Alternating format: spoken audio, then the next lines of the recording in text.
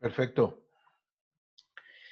Y continuamos en nuestro primer festival literario de Mosquera, Cundinamarca, Oralitura y Tradición 2020, en una presentación de la Alcaldía Municipal de Mosquera, Gobierno Juntos hacia el Futuro, en cabeza de nuestro alcalde Giancarlo Yerometa, la Secretaría de Cultura en cabeza de Javier Trujillo y nosotros, la Escuela de Literatura.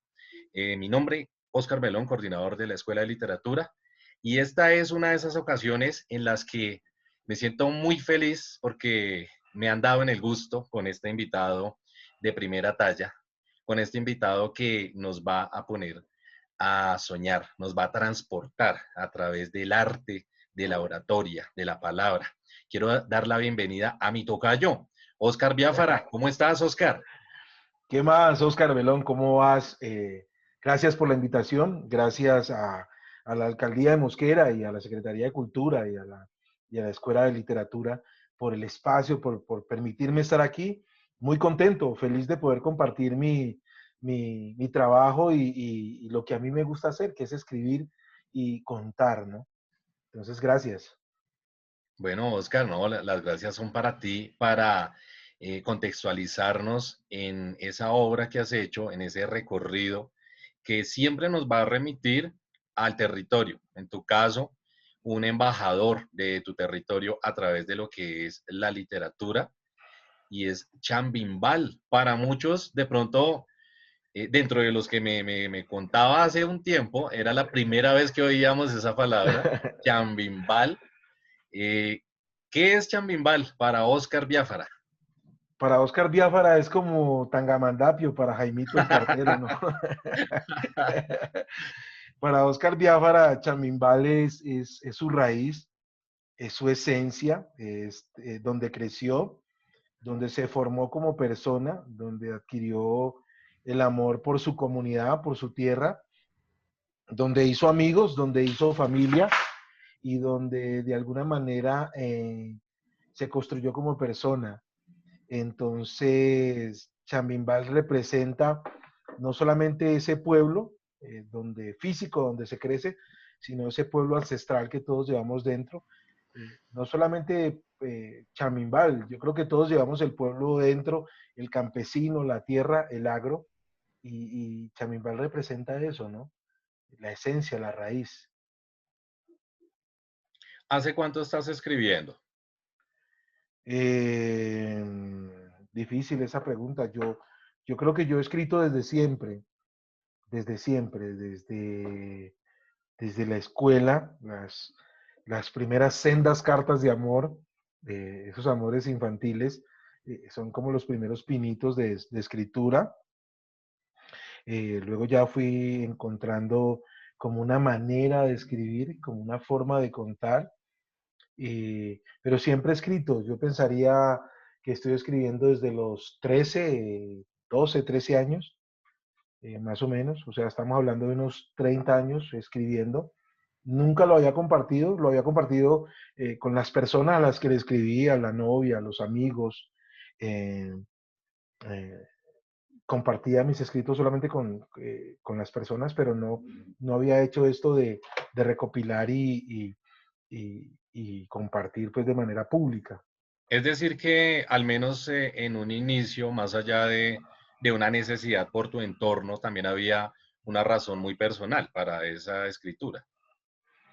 Sí, sí. En mi casa, mi mamá es una amante de las letras, es una, hasta donde la vista le permitió, fue una mujer muy lectora, una mujer muy sabia desde la literatura, amante de los clásicos de Gabriel García Márquez, de La hojarasca, de Cien años de soledad, aunque leía todo a lo que tuviera alcance, ¿no? A lo que le llegara a las manos.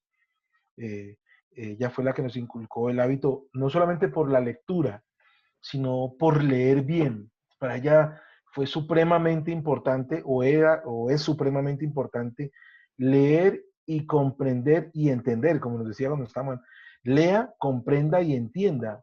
¿Sí? Yo creo que eso es fundamental a la hora Claro. a la hora de Interprete, me decían a mí. interprete, interprete. Bueno, entonces, ¿qué pasó ahí? Y uno decía, no, pero es que, no, pero dígame, ¿qué pasó en eso que usted leyó? Ah, bueno, entonces toca volver a leer, ¿sí? Pero es que si usted no pone la comita allí, entonces se pierde la idea. Entonces eso fue un ejercicio al principio un poco tortuoso, pero luego me di cuenta de su importancia y ahí surge el gusto por la literatura, ¿no? Cuando ya empiezas a interpretar, porque sí, eso es muy cierto, uno recibe pues como esas influencias de lo que ha leído, va tejiendo un camino. Yo siempre he defendido la relectura. Me parece que releer alimenta muchísimo y uno siente que el texto cambió, pero realmente el que cambió fue uno.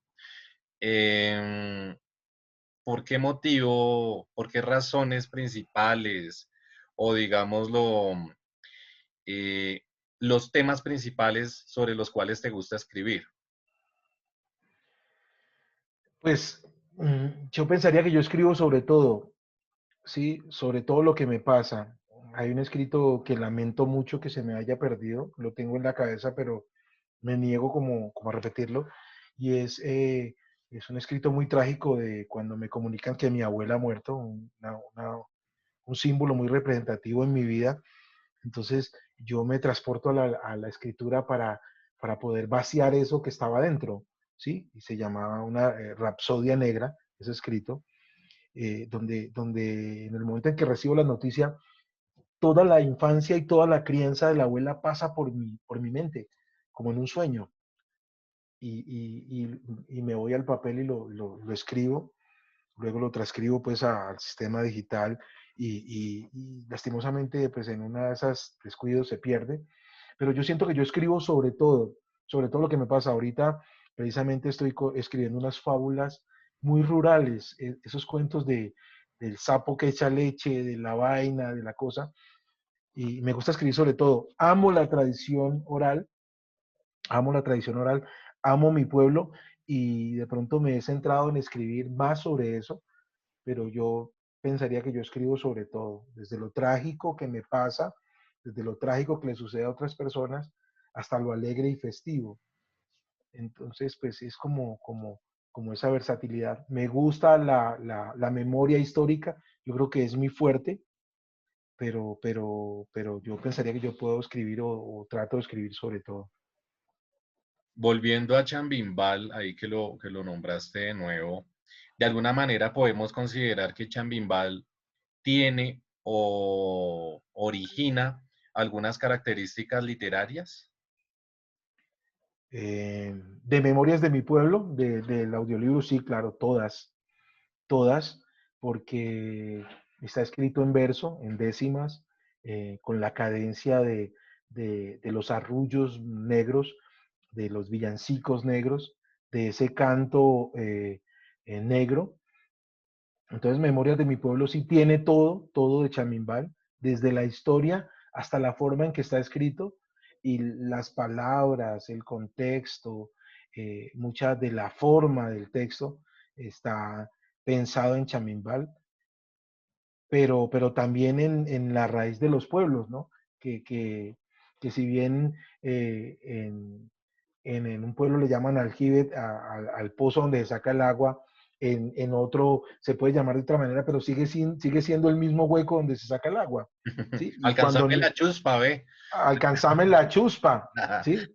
¿Sí? En muchos en dos relatos de los de Memorias de mi pueblo se habla de chuspa, y entonces uno dice, bueno, chuspa, pero ¿y acá qué chuspa? ¿Cómo así que chuspa? Pues chuspa en la bolsa, Sí. ¿sí? Entonces, pues, pero definitivamente en Memorias de mi pueblo como tal, sí está muy presente Chamimbal y en la forma de escritura, porque es ancestral esa forma de escritura, sí está presente Chamimbal. Ok. Mira, Oscar, yo porque al inicio decía que me dieron en el gusto y bueno, principalmente tú tienes dos relatos que me fascinan. Uno es el ojo y el otro el pescado. Pescado Sam. El pescado Sam, pero particularmente en el ojo se recopila lo que es, yo siempre he pensado como la delgada línea entre la realidad y la ficción, o lo que ya se ha hablado muchas veces del realismo mágico. ¿Te llama mucho la atención el tema? ¿En qué momento podemos estar hablando en la literatura de Oscar Biafara de fantasía o incluso de temas paranormales? A ver, lo que pasa es que a veces sentimos mucho temor de realmente expresar lo que somos internamente, ¿no? Y, y, y, y yo soy místico, yo creo en lo paranormal, ¿sí? Yo creo en el ojo, ¿sí? Es innegable, sería como negar mi raíz y negar mi esencia porque en eso crecí, ¿sí? Entonces, el ojo es esa muestra de que, de que la fe lo puede todo, ¿sí? De pronto toda la mística de la soba del ojo, el fajero, la colada de maíz tostado, de arroz tostado, de pronto eso no sirva, pero la gente le aplica la fe, le pone la fe y la vaina resulta convirtiéndose en verdad, ¿sí? De alguna manera. Cuando niño, cuando me mandaban a la tienda después de las 7 de la noche, yo creo que yo era el niño más rápido del mundo porque, porque entre la tienda y mi casa aparecía la mano peluda y durante un tiempo apareció el duende, ¿sí? Entonces, esa magia enriquece el relato y para muchas personas puede sonar banal decir que en estos tiempos se pueda creer en eso, pero hace parte de lo que crecimos y de lo que somos, ¿no? No nos podemos alejar de donde venimos. Precisamente esas características, Tocayo, yo te cuento con el trabajo que se ha hecho en nuestro municipio en pro de la recuperación de la memoria histórica. Se encontraron algunas historias, pues también aquí como de misterio y todo el tema, ¿sí? Y yo ahora te pregunto, ¿tú qué crees? ¿La historia busca al territorio o el territorio origina su historia dadas ciertas condiciones? Por ejemplo, aquí no podría funcionar algo como lo del ojo, ¿o tú qué crees? Bueno, y también para las personas que en este momento nos ven, expliquémosle un poquito, no sé si de pronto tienes a la mano el texto, de más o menos cómo es lo del ojo. El ojo se llama el mal de ojo, era la posibilidad que tenían algunas personas, en su gran mayoría hombres mayores, de enfermar a los infantes, ¿sí? Tenían de alguna manera, no sé cómo llamarlo, el poder a través de la mirada de generar malestar en los niños, ¿sí? Entonces, el ojo es una enfermedad que se causa a través de la mirada de una persona que tiene un poder sobrenatural de alguna manera. Entonces, por ejemplo, la persona que hace ojo tiene una mirada penetrante o tenía una mirada penetrante. La persona que hace ojo, de alguna manera, sostiene la mirada cuando te enfrenta o cuando te mira. En mi pueblo, algunas de las personas que hacían ojo eran capaces de hacer dormir animales con solo mirarlos, Verídico, o ¿sí? sea, tú lo veías y era como tal. Como te digo, de la realidad a la ficción, solamente hay un paso y es permitirse creer, ¿sí? Es permitirse creer.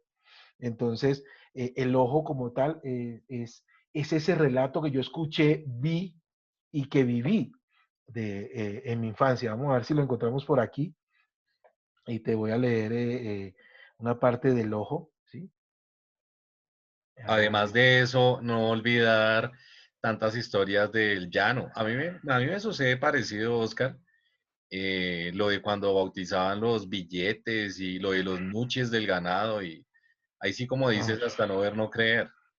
sí, no, entonces es esa posibilidad, ¿no? Entonces, Oscar, tocayo, te voy a leer el ojo, ¿sí? Dale. Dice, soy chamimbaleño por nacimiento y de corazón. Los mejores momentos los he pasado con mi gente del callejón. En Chamimbala hay historias para las que no hay explicación y que parecieran sacadas de un guión de televisión, como la creencia en el mal de ojo que dicen le hacían a los niños. No quiero generar polémica, solo lo cuento con cariño. Se contaba en el pueblo que los niños había que ponerles cuidado, pues en algunas épocas del año andaba el ojo alborotado. Pues si el niño andaba en la calle y pasaba al ojeador, más tarde que temprano, había que llevarlo donde el sobador. Pues solo con una mirada bastaba y que el niño hiciera una gracia y ahí mismito lo ojeaba. De inmediato el ánimo del chiquillo decaía, que si era ojo bobo, el infante podía dormir todo el día. Si el ojeador era de los peligrosos que hacían ojo 24, los síntomas eran más fuertes y aparecían al poco rato, que iban desde diarrea, vómito y calentura, se le hundían los ojos y un fuerte dolor en la cintura.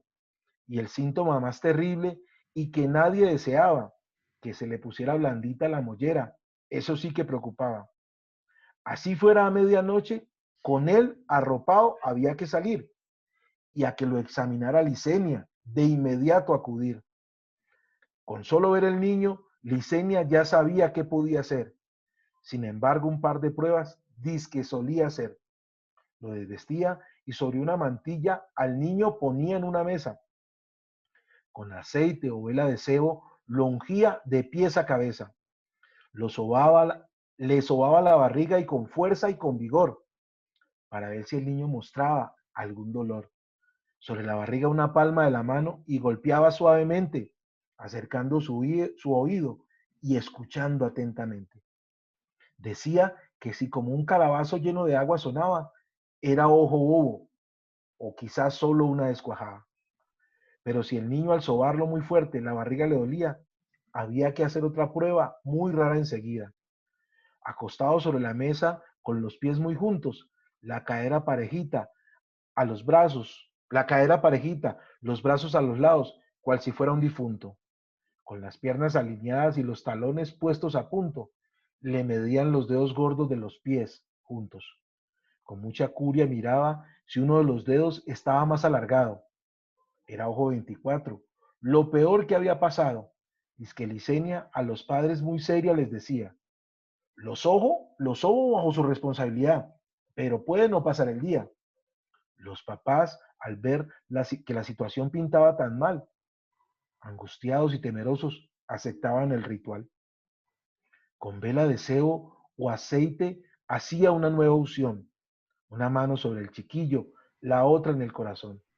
Comenzaba la soba con 3 salves a la Virgen Santa, luego al chiquillo acostado sobre una blanca manta.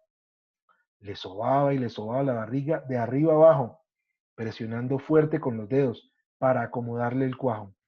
Seguido de esto, de un solo envión y con una gran fortaleza, tomaba al niño de ambos pies y lo colgaba de cabeza. Así colgado como un pescado, en las plantas un golpe seco, para seguir con una nalgada y que llorara el muñeco. 4 cruces con saliva al chiquillo se le debían realizar en las plantas de los pies y detrás de las orejas marcar. Ajustarle fuerte el ombliguero para ya casi terminar. Y la recomendación de que no se lo fueran a quitar, que no le vayan a dar leche y que no se puede serenar, solo colada de arroz tostado y agua de canela al despertar. Eran 3 las sobas que Licenia siempre recomendaba y como por arte de magia, el muchacho se mejoraba. Esta historia que yo les cuento en el pueblo aún sigue vigente, pues todavía en estos días en el ojo cree mucha gente. Licenia ya no está con nosotros, pues al cielo se ha marchado. Antes de irse con Elisa, la mujer del viejo Carlos, nos dejó su legado. Si es verdad o es mentira, yo no soy quien para juzgar la tradición. Yo solo les cuento la historia que llevo como un recuerdo en mi corazón. ¿Cómo la vio Tocayo? Campeonísimo, tocayo. ¡Ah! Excelente. Además que está en décimas, ¿no? No es fácil. No es No, fácil. es una tradición, ¿no? Esa es una herencia cultural del pueblo. Eh, este tipo de, de cosas desde la escuela las hacíamos en décimas, ¿sí? El testamento se hace en décimas. eh, el testamento es un ritual que se hace a final de año para dejarle a la gente del pueblo el legado del año viejo, ¿sí? Y luego se convirtió en un espectáculo pues cultural muy bonito que con los últimos años se ha venido perdiendo, pero A un tío Honorio Biafara le aprendí o le escuché por primera vez esto de las décimas, a un señor Gerardo García, y es toda una tradición en el pueblo que no queremos que desaparezca, ¿sí? Esto de las décimas poéticas.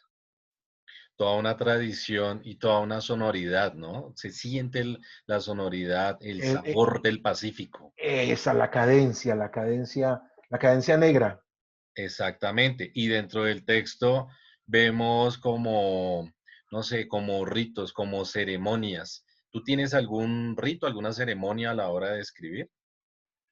Em, Me gusta mucho escribir los viernes, pues sobre todo por la tranquilidad de que el sábado pues, descanso o, no, o me puedo quedar hasta la hora que quiera porque no debo madrugar pues mucho al otro día.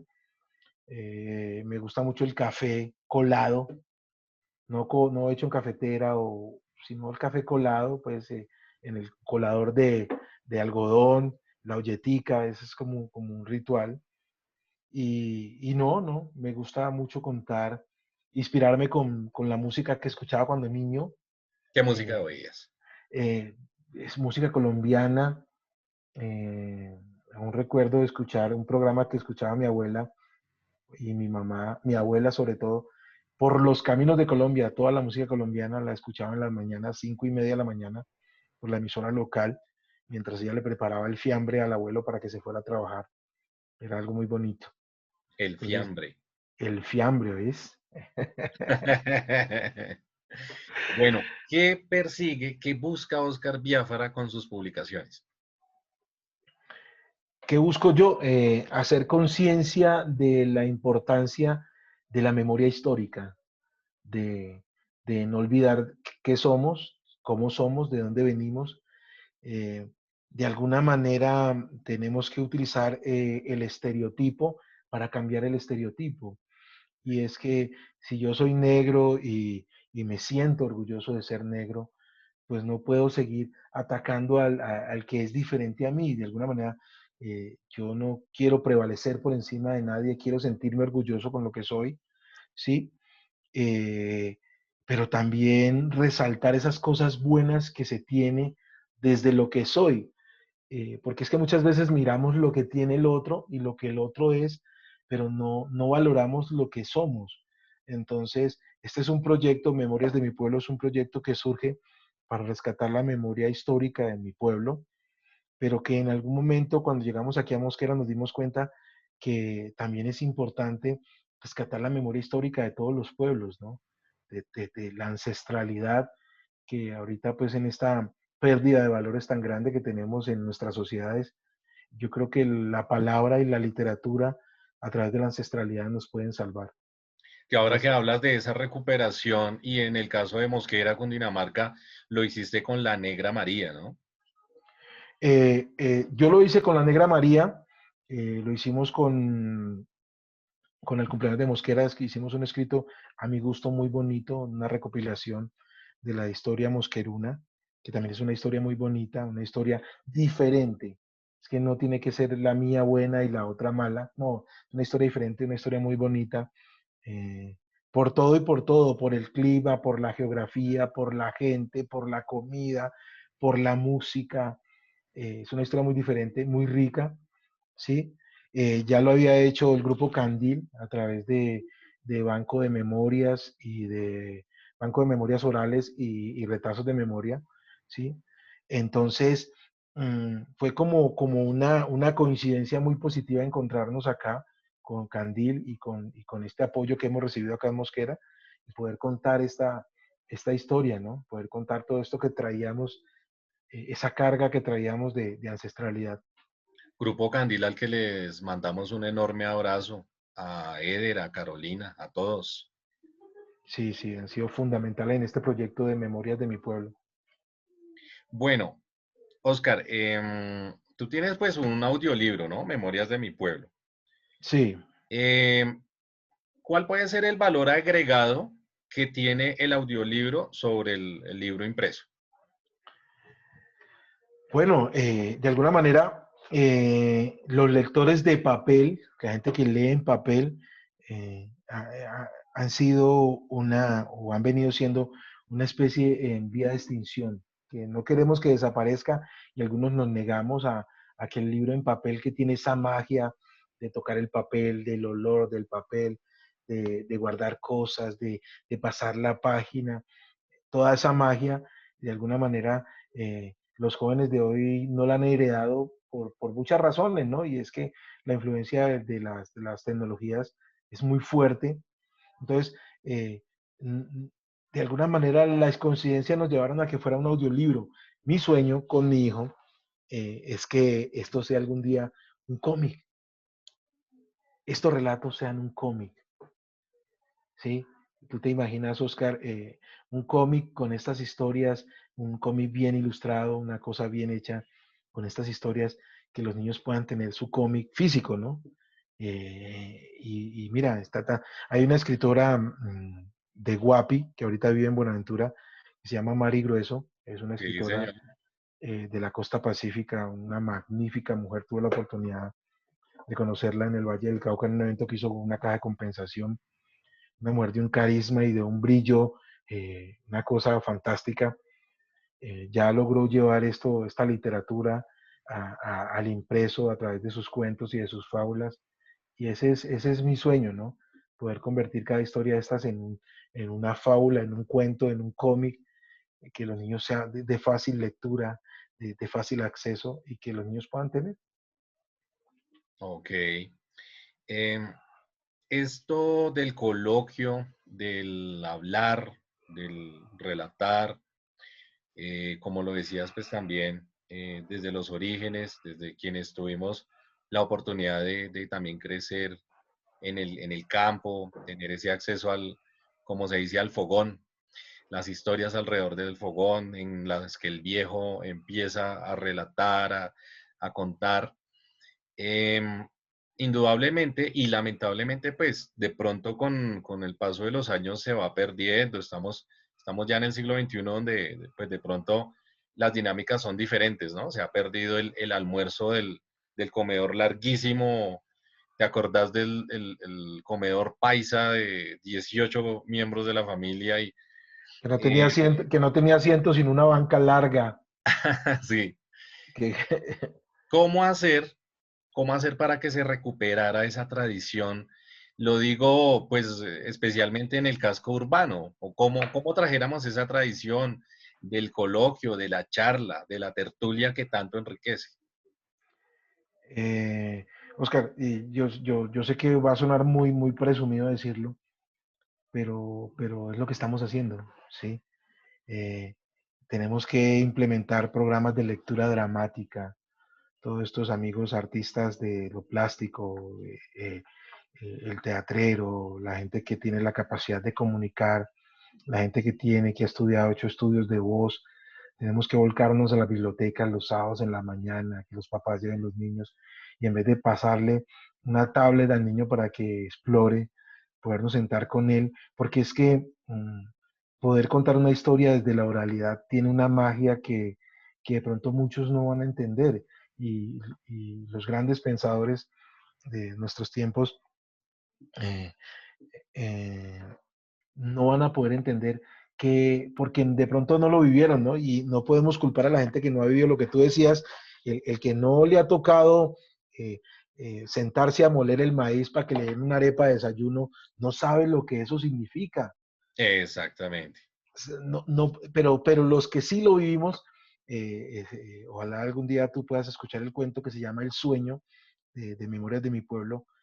eh, en ese sueño, que es un sueño real, el ancestro me reclama y me dice, porque yo renuncio cuando veo el costo del libro físico, cuando voy a Bogotá y ando por todas partes y veo que no me alcanza el efectivo para hacer mi libro físico, llego en la noche y tiro la mochilita allá en la puerta y como entre frustrado y piedro, digo, no jodo más con esto, disculpame la palabra, y tiro la mochilita allí y entonces me acuesto muy molesto y a medianoche me sueño a los viejos del pueblo reclamándome que eso tenía que contar, que lo tenías que contar.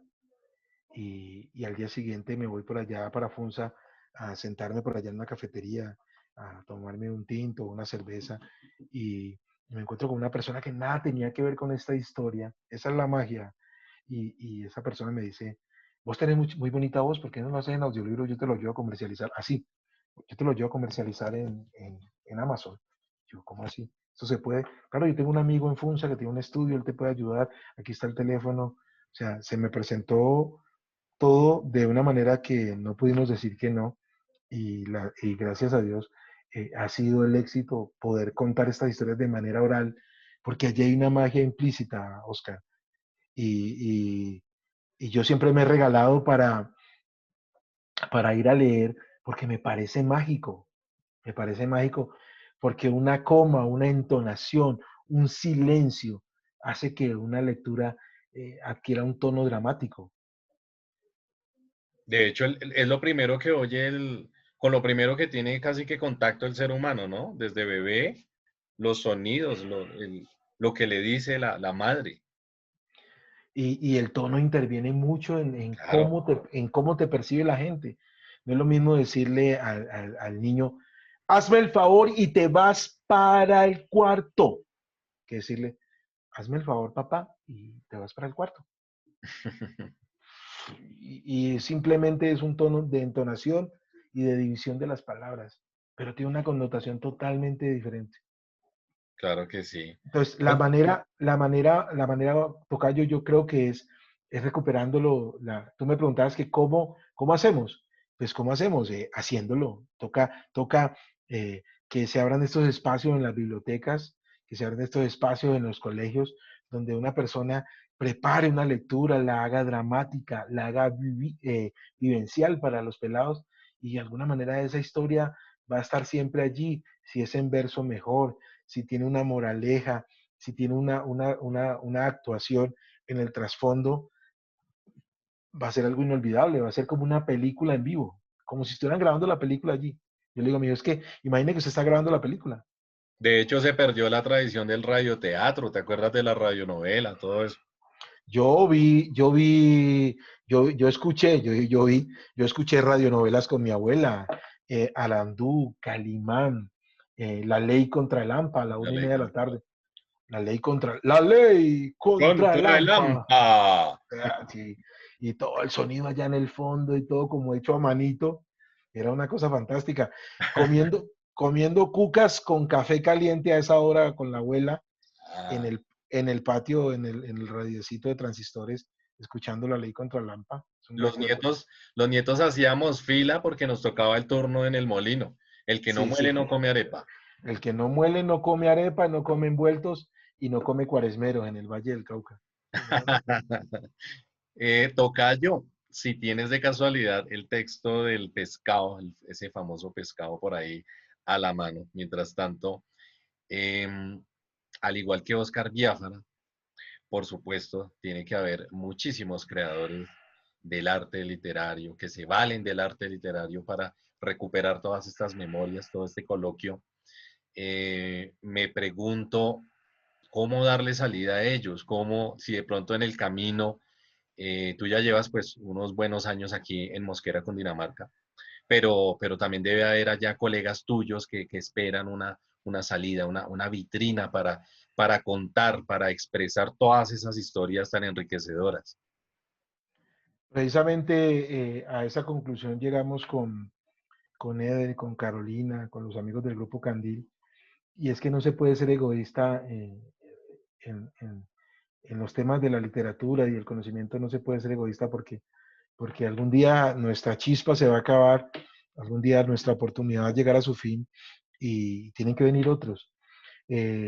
Pensando en eso, con Carolina, hemos abierto un espacio que se llama Letras y Café, donde nos reunimos los sábados en la mañana, ahorita pues de manera virtual, y exploramos toda esa parte de la literatura. Ahí tenemos niños, tenemos adolescentes y damos talleres de literatura, hablamos de la literatura, hacemos ejercicios creativos, ¿sí? Mostramos nuestro trabajo, presumimos nuestro trabajo, ¿sí? Y entonces hay que crear espacios, si no nos los dan, ahorita con la virtualidad, con todo esto del Facebook, el Twitter, el Instagram, vos tenés la oportunidad de compartir. Que uno quiere convertirse pues en el Instagram, en el Instagramer famoso. No, no, nosotros necesitamos que logremos tocar 5 o 10 personas, que el niño que escribió el cuento y al publicárselo en nuestro muro, él se siente importante y siga escribiendo, ¿sí? Esa es una misión que se tiene, es una responsabilidad que se tiene cuando se empieza con este cuento. Eh, no se puede dejar desaparecer la posibilidad creativa de la gente. Allá en el pueblo estamos abriendo espacios, pues la pandemia nos ha limitado un poco. Estamos haciendo un banco de libros, queremos crear un espacio diferente para, para la lectura y para la creación literaria. Estamos en ese trabajo. A ver, tocayo, le leo pues el pescado San que usted quiere oír el A ver, pescado San. el pescado, Sam. El pescado San es una historia real, ¿no? Aunque no lo parezca. Soy chambimbaleño por nacimiento y de corazón. Los mejores momentos los he pasado con mi gente del callejón. De Chamimbal hay historias imposibles de olvidar, como esta que a continuación yo les voy a contar. Por el callejón de Tabanero, en la hacienda Chamimbal, ocurrieron estos hechos, algo para nada normal. Pues la historia que les narro, no sé qué tal les parezca. Por el realismo es de Márquez y de Pombo por Fabulesca. Los que cuidaban la hacienda, Salomón y su familia, un Viernes Santo en abril, en invierno y con vigilia, tuvieron una visita diferente y muy inesperada, pues aún siendo Semana Santa, su papá trabajaba. Mientras recorría a caballo los cultivos por el río Cauca inundados, encontraría un pez en uno de los charcos varados, tan cubierto por el barro al intentar salir que la especie de pez él no la pudo definir. Pensó que era un bocachico o tal vez una cachama, un corroncho quizás, o de pronto hasta una rana. Parecía una tilapia, negra, blanca o dorada, pero con la lluvia del barro no se veía nada. Como pudo la agarró y en una chuspa la metió, y siguiendo con sus labores por la tarde a casa volvió. Para sorpresa de todos, ese día un milagro ocurrió. Dentro de la chuspa, sin agua y toda la tarde, el pez sobrevivió. Ante tal resistencia del animal y por ser un día santo, lo metieron a la pila para ver si amanecía. Los pelados casi no durmieron ante tal expectativa y como era de esperarse, madrugaron al otro día. Y tal fue la sorpresa, pero también la alegría de ver aquel pez que en el agua se movía. Sin saber a ciencia cierta qué tipo de pez tenía, los muchachos se encariñaron y ahí permanecían. Le daban de comer cuanto ellos comían y según cuenta la historia, el pescado les recibía.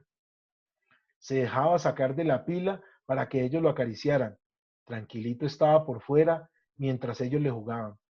Dice que se creció tanto con el amor, la comida y el cuidado que pronto por su tamaño hubo que llevarlo a otro lado. Los niños pusieron resistencia y a su padre suplicaban que no los llevara a otro sitio y que ellos lo cuidaban. Pero su padre, en su sabiduría y conocimiento ancestral, sabía que en la pila todo podía acabar mal. Una mañana temprano, con los niños en la escuela, lo echó al lago de la casa y así evitarle la cazuela. Pero tal fue el asombro cuando los niños, su madre les contó que uno de ellos de inmediato al lago corrió, metió su manita en el agua y entre llantos lo llamó. Y tal fue su alegría que nadie aquella imagen jamás olvidó. Vieron al pez acercarse y saltar de alegría como si fuese un perro que a su amo obedecía. Imposible de creer, la historia parecía. Yo no la contaría si no lo hubiese visto un día. Las cosas continuaron como antes del cambio de lugar. Lo llamaban, salía y comía y se dejaba acariciar. El rumor se esparció y tan famoso se volvió San el pescado, que mucha gente quería verlo y venían de todos lados. Un día vinieron de la televisión unos ilustres personajes, Pacheco y Gloria Valencia, a hacer un reportaje. Como pasa en los pueblos, los curiosos fueron los primeros en ir. En Animalandia o Naturalia, alguno podía salir. Después de un rato, los famosos se marcharon, pero una gran enseñanza a todos nos dejaron. Que la naturaleza es nuestra madre y siempre nos ha cuidado, y si la tratamos con cariño, como nos ha enseñado, nos llenará de mucho amor, alegría y abundancia, como aquellos niños durante su infancia. Chambimbal nació para el mundo gracias a aquel pescado, que nuestro pueblo es hermoso, aunque polvoriento y olvidado. Los milagros existen sin ninguna explicación, siempre y cuando actuemos y vivamos de corazón. ¿Cómo la ve? Bravísimo, bravísimo por la chuspa, por la primera dama de la televisión, por Pachecolo, ahí está todo, Un ahí está. domingo, un domingo llegaron, yo estaba muy niño, un domingo llegaron al pueblo Pacheco y te imaginas un pueblo, pues, llegó Pacheco y Gloria Valencia, eso fue una cosa, día cívico en el pueblo. Más impresionante que cuando llegaba el elenco de Sábados Felices con Lleva una escuelita en tu corazón. Ah, no, eso sí, el doctor Muelitas llegaban a las escuelas y eso era una fiesta. Tocayo, en esa recolección de esa clase de historias, pues, con ese voltaje de personajes y de hechos, me pregunto, ¿no sucederá que se encuentran diferentes versiones? No, es que tenía tres patas, no, es que era rojo, es que hablaba, es que ahí en ese proceso de recolección de esa información, ¿tú qué crees que es lo más importante que opera para que una historia de este talante se convierta en algo que trascienda? Eh, yo creo que lo más importante es contar, Tocayo. Hay un cuento allí, un relato que se llama El origen. Yo siempre tuve curiosidad sobre cómo se ha fundado el pueblo. Yo escuchaba, Buga fue fundada en tal fecha, Cali fue fundada en tal fecha por el señor Tata. Yo decía, pero ¿cómo es que nosotros no vamos a tener fundación? O sea, ¿por qué nosotros tenemos que los Hagámosla. menos? ¿Sí? Entonces, me agarré a preguntarle a mi papá. Mi papá me dijo, no, es que los primeros que llegaron acá fueron sus abuelos. Todo mundo, eh, todo mundo quiere contar su historia y prevalecer y ser el héroe de su historia, ¿no? Todo el mundo tiene que, de alguna manera, contar su historia. Entonces yo le pregunté a mi papá y entonces fui y le pregunté al vecino. Y entonces Chamimbal es un crisol de historias y un crisol como estamos en el centro del Valle del Cauca, allí estamos cerca de la cordillera, entonces toda la colonización paisa que vino desde Risaralda, desde Pereira, también algunos se quedaron allí. Los negros que venían del Cauca, de Tumaco, de Guapi, que llegaron con el ferrocarril se quedaron allí, pero también la gente a la que durante la época de la violencia, la gobernación de la reconquista española, perdón, la gobernación del Cauca le tituló tierras para defender los límites, para que la invasión paisa no colonizara el Valle del Cauca y ellos poder seguir dominando allí. También llegó gente de Popayán. Entonces allí hay un cúmulo, no solamente gente negra, ¿no? Hay un cúmulo de gente, hay gente que viene de Cartago, de Manizales, de Pereira, gente que viene de Guapi, gente que viene de Popayán. Entonces, ¿yo qué hice? Yo hice la salomónica, Tocayo. Yo escuché todas las historias, conté cuatro versiones y dije al final, no nos interesa saber cuál versión de la historia es la más interesante o la más importante. Lo que no importa es en lo que nos hemos convertido y lo que somos capaces de lograr, ¿sí? Pero alguien tenía que contar la historia. Entonces, el profesor del colegio me llamaba y me decía, Osquitar, usted tiene un documento donde se documente, o un papel donde se documente la fundación del pueblo.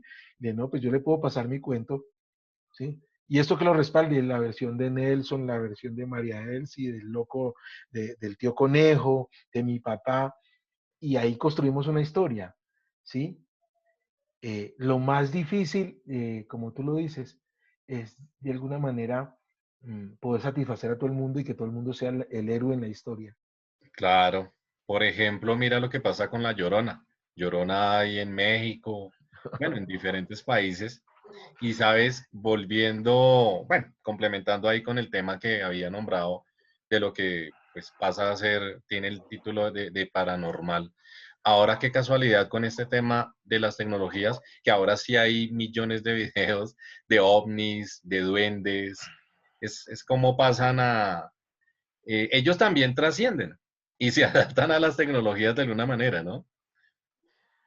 No, y es que y tenemos que adaptarnos, si no desaparecemos. Mira que yo tengo unos muy buenos amigos, yo pensaría que son casi como mi familia, que viven distantes del pueblo en una finca lechera, que yo nombro en muchos de los cuentos, porque, y entonces mi papá siempre nos contó que en un cruce, donde el callejón se divide en dos partes, Una Y.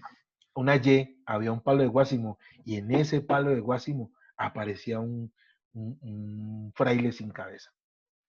Y yo ya grande, o sea, ya, yo ahí metía el piquecito, yo ahí corría. Si no me estaba viendo nadie, yo corría ese pedacito, así estuviera de día. ¿Sí me entendés? Y yo decía, pero yo ya estoy muy grande para que me este cuento. En este proceso de investigación, de averiguación, porque no fue una investigación de indagación, me di cuenta que el fraile era una invención de los dueños de la hacienda Chambimbal, para que los trabajadores cuando les pagaran la quincena no se volaran a beber. Entonces el esposo y la hija y el hijo del dueño de la hacienda se disfrazaban de fraile y asustaban a los trabajadores a la madrugada que venían para que no se volaran a beber traguito, Cuando a salían comprar. quinceañeados. Salían quinceañeados a comprar tapetusa y biche, que era el trago artesanal. Entonces, para que no se volaran, los asustaban de regreso y a los 15 años no se volaban porque el fraile en cabeza los asustó en el palo de Guásimo. Pero toda esa construcción hace parte de lo lindo de la literatura, ¿no? Poder contar todo eso. Por supuesto, Oscar. Oscar, ¿qué le aporta tu literatura a la colombianidad? Eh, yo hice esa búsqueda y yo siento que sin importar si somos indígenas, negros, mujeres, si somos de pueblo, somos de ciudad, yo siento que es muy importante recordar nuestra memoria histórica. Así sea la del barrio, aquí en Bogotá o aquí en Mosquera, es muy importante porque ligado a esa memoria histórica hay una gran cantidad de valores que se han perdido. Si nosotros recuperamos la memoria histórica, recuperamos los valores a través de la palabra. Entonces, yo pienso que lo que yo estoy haciendo o mi literatura aporta ancestralidad, pero también aporta historia y aporta valores, ¿sí? Porque Oscar, y dime, me dime. recuerda que antes éramos, yo no digo que los de ahorita seamos malos, pero antes había más valores y se compartía más y había más empatía por el otro, que yo siento que es lo que nos está faltando como sociedad, la empatía, ponerme en el lugar del otro. Sí, total. Oscar, ¿qué planes vienen para el futuro? Para el futuro vienen muchas cosas, Tocayo, viene las fábulas, quiero contar unas historias, eh, yo todavía no le he dado nombre, pero son esas historias de las que nadie quiere hablar, sí, son esas cosas que le da pena a la familia y a las personas contar. Quiero contar cosas de las que no nos gusta hablar, pero que están allí presentes y que así las escondamos, así las neguemos, pues de alguna manera en algún momento salen a flote, ¿no? Y casi siempre salen a flote en los peores momentos. Entonces, quiero contar esas historias, estoy construyendo unas fábulas muy diferentes a la fábula mm, típica de la moraleja tradicional. Yo quiero contar unas fábulas más ecológicas donde se reconozca el valor de los animales y la naturaleza por el solo hecho o por el hecho de que dependemos de ellas, más que porque queramos ser buenos o no, es que tenemos que respetar, porque si no respetamos los animales y la naturaleza, vamos a desaparecer, ¿sí? Quiero contar eso. Y estoy trabajando en unos cuentos que se llaman 22 noches de insomnio, que son unos relatos cortos de cosas que no me dejaban dormir cuando estaba adolescente. Ok. Oscar, ya para terminar, ¿nos puedes regalar otro texto? No sé si tienes algo, de pronto algún adelanto de lo que estás trabajando. Y de paso, para la gente que quiere acceder a tu obra, ¿cómo lo hace? ¿Dónde te busca? ¿Cómo te busca? Pues me pueden buscar en mis redes sociales, en Facebook aparezco como Memorias de mi Pueblo, ¿sí? Memorias de mi Pueblo. Ahí está mi teléfono, está mi correo, me pueden contactar a través de Messenger. También aparezco en Twitter, y en Instagram como Oscar Biafara, ¿sí? Oscar Andrés Biafara. En YouTube aparezco como Tina Chambimbal, ¿sí? Tina, Tengo Tina, ese es mi remoquete de joven con el que me conocen en el pueblo. Tina Chambimbal. Y allí aparezco en YouTube, ¿sí? Tina Chambimbal. Y personalmente, pues aquí Mosquera es un pueblo, gracias a Dios, un municipio pequeño. Todos nos podemos encontrar. La persona que quiera acceder a mi trabajo me contacta y vamos y se lo llevamos, lo compartimos, sea físico. Ahorita pues con lo de la pandemia también lo podemos compartir vía digital.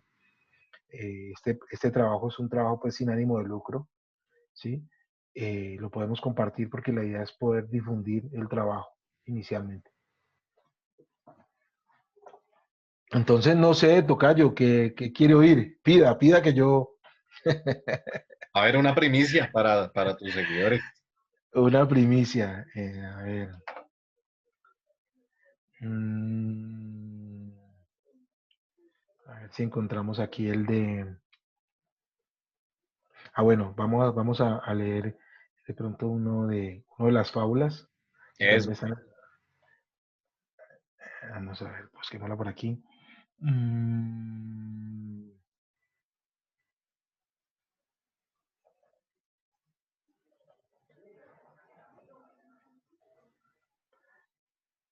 Que los este, es, animales. esta es una historia ese, de un perro que se llamaba Muñeco, Ok. ¿sí? Vamos a ver si lo encontramos por aquí. Ah, no, voy a leerles este, ¿sí? Eh, la gallina fina se llama, ¿sí? Andrew a sus 8 años siempre estaba ansioso y preguntaba todo el día. Laicea, su madre, paciente y con buena actitud, casi siempre le respondía. Hacía preguntas de todo tipo y de todas las cuestiones y ponía a los adultos en apuros en muchas ocasiones. Se despertaba muy temprano para ir a buscar el desayuno a la cocina.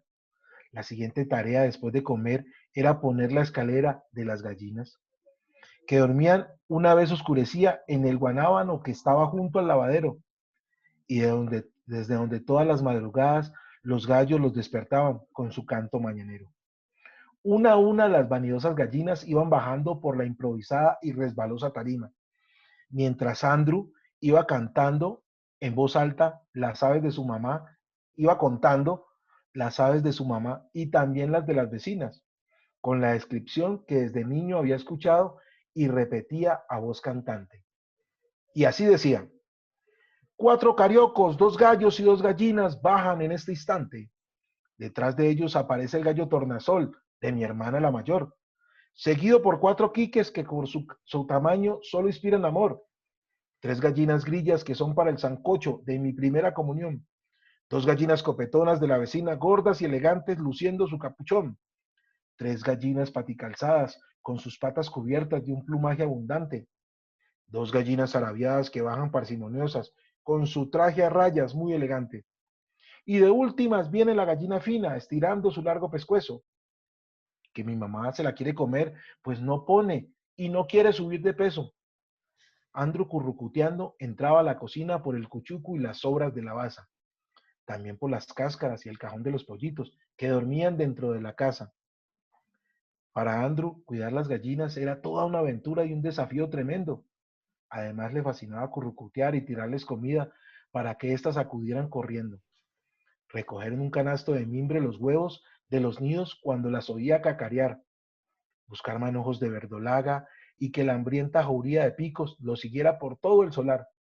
Le parecían hermosas las gallinas y a todas las quería por igual. Por eso que su mamá odiara a la gallina fina era algo que no entendía. Un día la oyó decir a su mamá en tono muy serio y predijo con su voz muy enojada: que le doy plazo hasta el próximo sábado para poner un huevo, o si no, a la olla la echaba. Andrew estuvo pendiente toda la semana de los nidos cuando una gallina cacareaba, para ver si era la gallina fina que ponía al menos un huevito y su vida salvaba. Tristemente, esto nunca sucedió. Es más, por los nidos, él nunca a la gallina fina vio. Y misteriosamente ese viernes, la gallina fina a dormir en la noche nunca llegó. Decía la mamá Laicea, la flacuchenta sabía que iba para la olla y por eso se escapó. Andrew nunca creyó esa historia y triste se ponía porque creía que algo malo a la gallina le pasó. Tal vez su mamá la había vendido o en la tienda la había cambiado por maíz, pero siempre pensaba en qué destino habría tenido la gallina y eso lo hacía muy infeliz. 22 días después de aquel suceso temprano, 22 días después de aquel suceso temprano, se puso las gallinas a cuidar. Les puso la escalera, las contó y buscando la comida en la cocina empezó a currucutear. Lo que nunca imaginó fue lo que a continuación en el patio le iba a pasar, que cuando entró el cuchico por el aire, la gallina fina corriendo iba a llegar, seguida por una recua de pollitos de todos los colores detrás de ella, piando y comiendo cuchico eran la cosa más bella. La mamá dijo que la gallina fina había anidado en el monte y sola había empollado, que había sido una buena madre y su respeto se había ganado. Con intereses el cuchico que a diario se comía la gallina fina había pagado y con los 14 pollitos todas sus deudas había salvado. ¿Cómo la ve? La gallina, La gallina fina. la gallina fina. Oscar, a mí en muchas entrevistas me han preguntado, bueno, ¿y esto de la literatura de usted cómo, qué, de dónde para dónde? Y yo siempre digo lo mismo, no sé qué tan normal sea, que cuando hoy, pues a mí me encanta que me lean, me voy imaginando absolutamente todo, tocayo. Me imaginé el traje a rayas, me imaginé la escalera, me imaginé todo. De verdad, campeonísimo. Oscar Biafara. Entonces, ya saben cómo lo pueden buscar.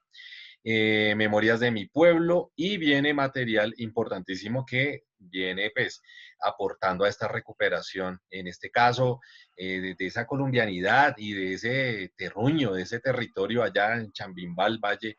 Un saludo allá a toda la familia, mi querido Oscar, y muchísimas gracias por haber acudido a este nuestro primer festival literario Oralitura y Tradición 2020. Mil gracias, Oscar.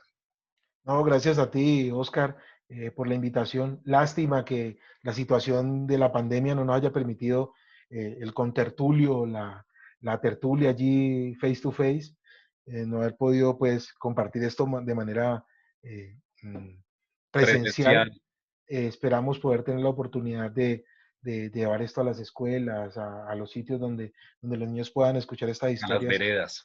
en las veredas y se acerquen a ese ancestro que tanta falta nos hace. Muchas gracias y feliz por la invitación. Chao, tocayo. Chao a todo el mundo. Muchas gracias. Chao, que esté muy bien.